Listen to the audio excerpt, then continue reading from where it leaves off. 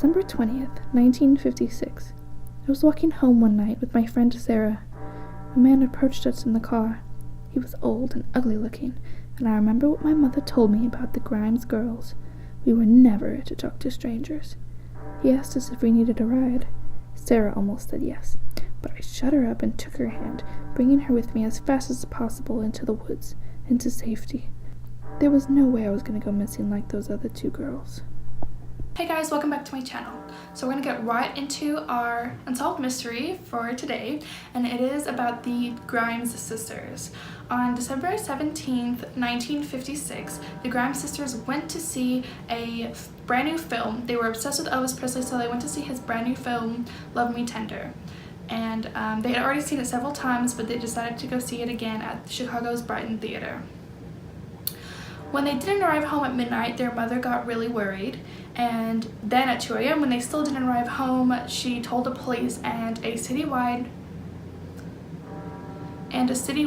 manhunt began. It was one of the largest manhunts in history, and both civilians and police were a part of it.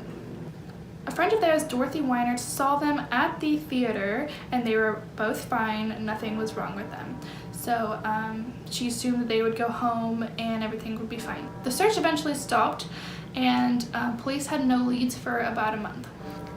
25 days after the girls went missing, on January 22nd, 1957, Leonard Prescott found the bodies of the girls on the side of the road. He saw them and he thought they were mannequins, so he rushed and went to get his wife. I guess maybe they were going to pick up the mannequins, but he didn't approach them. And then when he got his wife, they approached the bodies and they realized that they were two girls, the two girls that they had been looking for in the city. Barbara was lying face down on the ground, and her sister Patricia was lying face up on top of her. Both of the bodies were naked, and there was no obvious wound that killed them.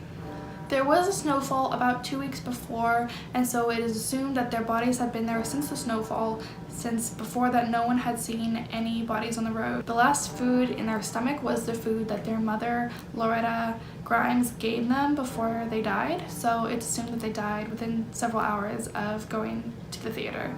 It's assumed that they died on their way back from the theater. Eventually, the mother had a funeral, and they were buried side by side at the Holy Sepulchre Theater.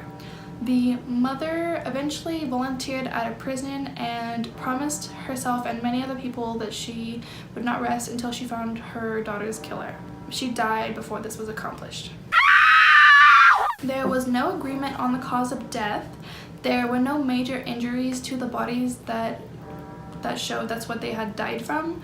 So, and there was no poison in their bodies or alcohol. Officially, the girls were said to have both been murdered, but the reason for death was secondary shock, and it was exposure to the cold.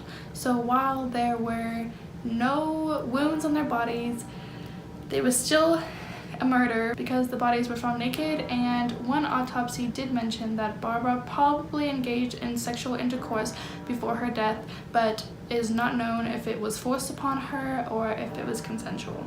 There wasn't a lot of information given out about the girls' bodies, so the chief inspector of the investigation, Harry Gloss, believed that information was being withheld from the coroner, and he believed that the girls were beaten and molested before their death, but they didn't want this out into the public because they didn't want to taint the girls' respectability.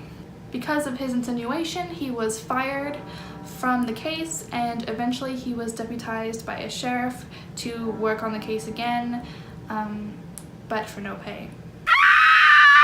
A girl named Bonnie Scott was also killed in a very similar way in a nearby town. She was found naked on the road and had no wounds to her body. Her killer was found. His name was Charles Leroy Melquist, and he did admit to killing her, and so it was believed that he also killed the other two girls, but he was never charged for their murder, and he only received 11 years in prison for the murder of Bonnie Scott. Another suspect is Edward Belwell. He was suspected because he was seen with two young girls a few days before they were murdered, and that was it. He was a drifter. He wasn't known around town. He was working at a dishwasher place, so he kind of seemed like a sketchy guy, but he was never charged either. I mean, actually he was charged, but he couldn't read or write, so the police made him sign this document that charged him even though he couldn't read or write, and eventually that was retracted because he couldn't read or write, so he didn't know what he was signing, and he was never charged afterward. There were several sightings of the girls in several nearby states and even as far as Nashville, Tennessee. A lot of people threw tips into the police that said they had helped two people who looked like the Grimes sister onto a bus because they didn't have any money.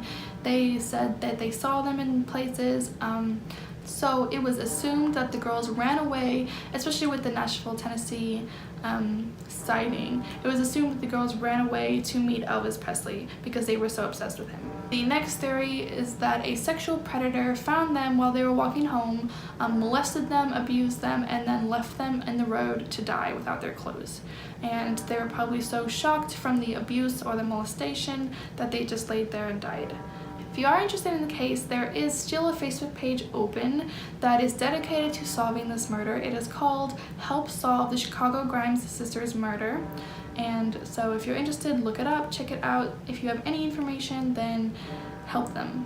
But if not, then just like my video, comment what you want me to do next Wednesday, and I'll see you again in a week.